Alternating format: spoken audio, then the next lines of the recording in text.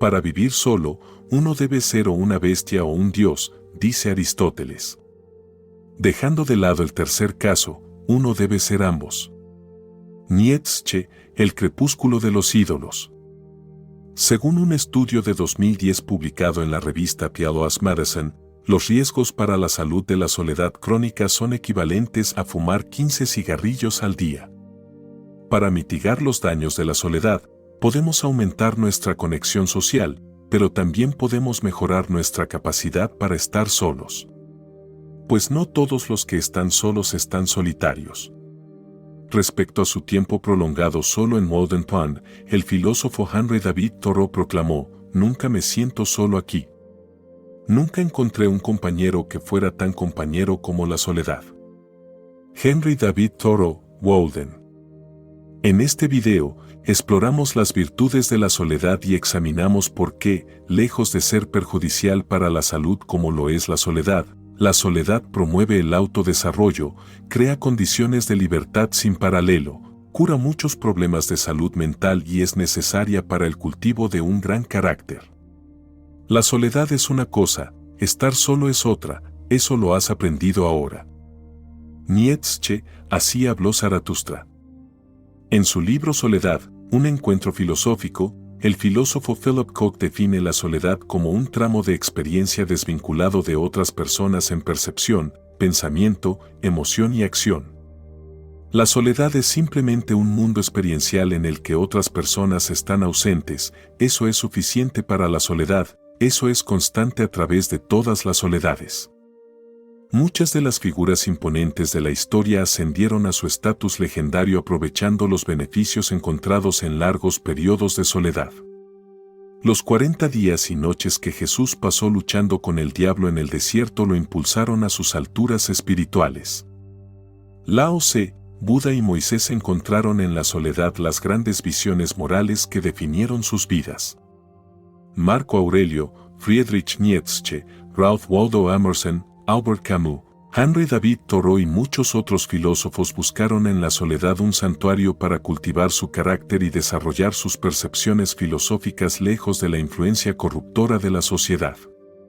Nietzsche, por ejemplo, escribió que, cuando estoy entre muchos vivo como los muchos, y no pienso como realmente pienso, después de un tiempo siempre parece como si quisieran desterrarme de mí mismo y robarme mi alma.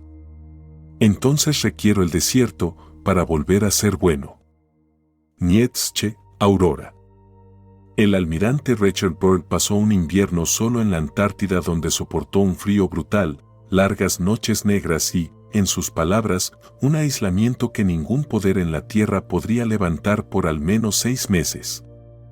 Pero en lugar de sentirse solo, este intenso periodo de soledad fue el más transformador de su vida, pues como escribió en su libro Solo, sí, la soledad es mayor de lo que anticipé. Mi sentido de los valores está cambiando, y muchas cosas que antes estaban en solución en mi mente ahora parecen estar cristalizando. Richard Byrd, Solo. ¿Por qué algunas personas prosperan en la soledad, mientras que otras sufren bajo el peso de la soledad? Simplemente, los solitarios ignoran las grandes virtudes de la soledad o no saben cómo aprovecharlas. Y entre las virtudes más importantes de la soledad está la libertad de descubrir quiénes somos y convertirnos en esa persona. O como observó el filósofo Arthur Schopenhauer, un hombre puede ser el mismo solo mientras esté solo, y si no ama la soledad, no amará la libertad, pues solo cuando está solo es realmente libre. La restricción está siempre presente en la sociedad, como un compañero del que no hay escapatoria, y en proporción a la grandeza de la individualidad de un hombre, será difícil para él soportar los sacrificios que toda interacción con otros exige. Arthur Schopenhauer, Ensayos y aforismos. Para comprender la libertad que ofrece la soledad, podemos reflexionar sobre las restricciones presentes en los compromisos sociales. Los amigos, la familia y las parejas románticas son ingredientes importantes en una buena vida, pero también representan lo que Philip Koch llamó estructuras de demandas de ser escuchado con un interés conmensurable con sus expectativas, cuidado de acuerdo a sus requisitos, seguido o liderado a lo largo del camino a su propio ritmo. Además, el estado emocional de los demás restringe nuestra experiencia. Cuando otros están alegres nos levanta, pero un mal humor a menudo nos deprime. En cualquier caso, nuestro estado emocional no es autónomo sino dependiente de las personas que nos rodean. O como escribe R.D. Laing, ellos no se están divirtiendo. No puedo divertirme si ellos no lo hacen. Si puedo hacer que se diviertan, entonces puedo divertirme con ellos. Hacer que se diviertan no es divertido. Es un trabajo duro. R.D. Laing, nudos. Incluso los extraños restringen nuestra experiencia. El filósofo Jean-Paul Sartre nos dice que imaginemos a nosotros mismos solos en un parque. Estamos disfrutando de nuestra experiencia de los árboles, el sol y los pájaros existen solo para nosotros. Pero luego otra persona se sienta en el banco frente a nosotros. Nos damos cuenta de que ahora somos un objeto en la conciencia de otra persona y esto interrumpe nuestra comunión idílica con el entorno. De manera análoga, el psicólogo William James señaló la decepcionante sensación que surge en un excursionista solitario cuando ve a otro excursionista acercándose en la distancia. Inmediatamente se siente más consciente de sí mismo y menos libre, menos capaz de simplemente ser. Esto es lo que Sartre quiso decir con la frase «el infierno son los demás». O como escribió Sartre, por la mera aparición del otro, soy puesto en la posición de juzgarme a mí mismo como un objeto, pues es como un objeto que aparezco ante el otro. Jean-Paul Sartre, El ser y la nada. Todas estas restricciones están ausentes en la soledad. Pues la soledad se caracteriza por la falta de restricciones y una libertad que es inaccesible en el compromiso social. En la soledad somos libres de disfrutar de nuestro entorno sin la conciencia perturbadora de que somos un objeto en el campo perceptual de otra persona. Somos libres de hacer lo que queramos cuando queramos. Podemos pensar o sentir cualquier cosa y seguir nuestras pasiones sin preocuparnos por lo que otros pensarán de nosotros o si estamos cumpliendo con sus expectativas o demandas. Libre. Se siente extraño al principio, nadie te limita por ningún lado. Philip Koch, Soledad, un encuentro filosófico. El filósofo inglés William Hazlitt tenía la costumbre de ir a largas caminatas solo, simplemente para disfrutar de la libertad de la soledad, y como señaló, el alma de un viaje solitario es la libertad perfecta, de pensar, sentir, hacer, justo como a uno le plazca. Por una vez, me gusta tenerlo todo a mi manera, y esto es imposible a menos que esté solo. William Hazlitt, Conversaciones de mesa. O como observó Philip Koch, Thoreau comentó, voy y vengo con una extraña libertad en la naturaleza. Tan cierto, pero ¿por qué? Un punto obvio es la escapatoria de los controles sociales que gobiernan toda la vida interpersonal. En la soledad puedes gritar, fuego, en cualquier momento que quieras y puedes hacerlo completamente desnudo. Ciertamente la libertad de movimiento es una metáfora universal para la libertad espiritual de la soledad, donde nuestros espíritus vagan o deambulan o saltan o se elevan. Philip Koch, Soledad, un encuentro filosófico. La libertad de la soledad es valiosa por sí misma, pero también como un medio para el autodescubrimiento y el crecimiento personal. Pues cuando estamos solos y ausentes de las restricciones sociales que limitan nuestra experiencia, podemos participar en lo que Philip Koch llamó sintonización con el yo. O como explicó, la sintonización con el yo se caracteriza mejor por la imagen de flujo libre, el fluir hacia la conciencia de pensamientos, deseos y emociones sin ningún sentido de censura o gestión, junto con un acceso de flujo libre hacia atrás hacia sus orígenes. Philip Koch, Soledad, un encuentro filosófico. Abrirnos a la gama completa de nuestras emociones, pensamientos, deseos e imágenes internas, nos pone en contacto con aspectos de nuestra personalidad que enterramos debajo de las máscaras sociales que usamos cuando estamos con otros. Pero en la soledad somos libres de quitarnos estas máscaras, ya que no hay nadie a quien escuchar o responder sino a la voz de nuestra conciencia.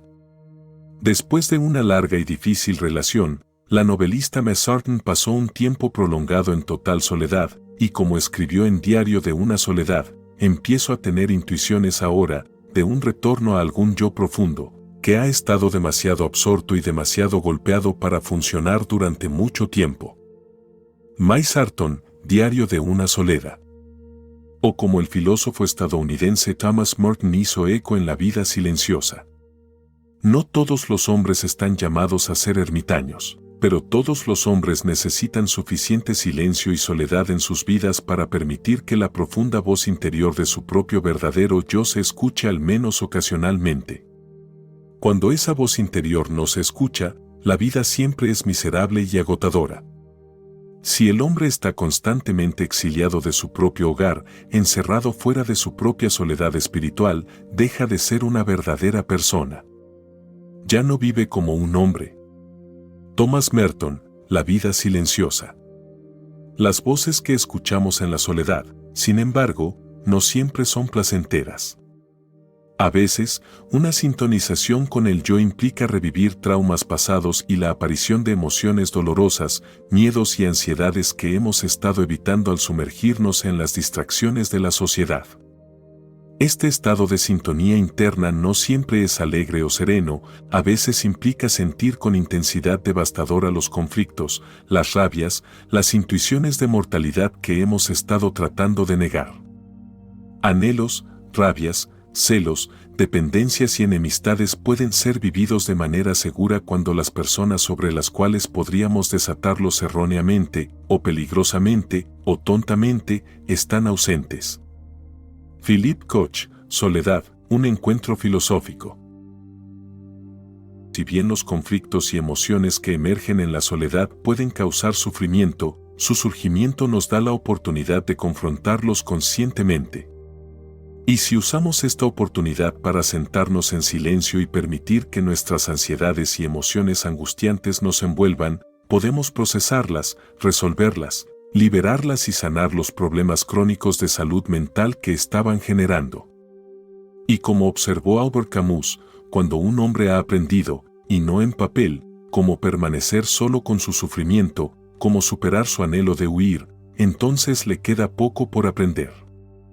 Albert Camus, Cuadernos 1935 a 1951. Este poder sanador de la soledad no es una hipérbole. El médico japonés Choma Morita desarrolló una forma de psicoterapia, basada en los principios del budismo zen, que prescinde de la intervención terapéutica y farmacéutica en favor de proporcionar al paciente un ambiente de soledad donde se ve forzado a enfrentar el sufrimiento que ha estado evitando. O como explica Ilsa Beit, a su llegada al hospital, el paciente neurótico debe tener reposo absoluto en cama durante hasta una semana. Durante este tiempo no se le permite asociarse con nadie más. No debe leer ni escribir, fumar, telefonear, escuchar la radio o ver televisión. El paciente se queda solo con su enfermedad hasta que él y su enfermedad se convierten en uno, tiene que aceptar su enfermedad en completa soledad. Ilsa Beit, Ermitaños y reclusos. La mayoría de las culturas del pasado eran conscientes de las grandes virtudes de la soledad y en algunas la soledad era valorada incluso más que la socialidad. Entre los indios tarahumara de la Sierra Madre en México, el profesor J. Ralph Ory notó casi un culto a la soledad. Y como continúa, un niño de 6 años puede tomar su ración de pinole, maíz molido en polvo, y desaparecer con las ovejas durante 1 o 2 semanas sin ver a una sola otra persona antes de regresar. Estos indios están tan acostumbrados a llevar vidas solitarias que se sienten incómodos y perdidos cuando se les pide conversar con otros. J. Ralph Ory, El hombre, el animal solitario. Incluso en culturas donde la vida era más comunal, los individuos entraban en periodos prolongados de soledad para facilitar transiciones importantes de la vida. Por ejemplo, las búsquedas solitarias eran una parte integral de los ritos de paso a través de los cuales un niño adolescente se convertía en hombre. En un rito de paso, se llevaba a un niño a un campamento aislado en la naturaleza. Allí permanecía solo, a veces durante meses. Todo lo que necesitaba para sobrevivir lo hacía o lo encontraba él mismo. Cazaba, recolectaba, se protegía de los depredadores y enfrentaba su miedo a lo desconocido y a la oscuridad. Experimentaba una sintonización consigo mismo y confrontaba y superaba su soledad, ansiedades, dependencias y transformaba su mente de un enemigo indómito en un amigo de confianza. Solo aquellos que tenían éxito en esta búsqueda solitaria eran considerados por la comunidad como hombres de verdad. Y como escribe James Hollis, el aislamiento ritual es una introducción a una verdad central, que no importa cuán tribal sea nuestra vida social, estamos en el viaje solos y debemos aprender a sacar fuerza y consuelo de dentro. El niño aprendió a depender de su ingenio, su coraje y sus armas, o pereció. James Hollis, Bajo la sombra de Saturno. Las búsquedas solitarias sancionadas culturalmente han sido comunes en todas las culturas conocidas a lo largo de la historia, excepto la nuestra. Esto refleja la profunda aversión de nuestra sociedad a la soledad. En lugar de ser vista como un regalo precioso, muchos ven la soledad como algo que se debe soportar entre compromisos sociales o relaciones. O peor aún, la soledad se ve como algo que se debe evitar. Cuando no hay otras personas presentes, la mayoría de nosotros miramos pantallas para distraernos de nuestra soledad y las voces que podríamos escuchar en el silencio. Quizás esta huida colectiva de la soledad es la razón por la cual la enfermedad mental y la debilidad son la nueva norma. Pues como observó el filósofo del siglo XVII Blaise Pascal, todos los problemas de la humanidad provienen de la incapacidad del hombre de sentarse tranquilamente en una habitación solo. Blaise Pascal, Pensamientos.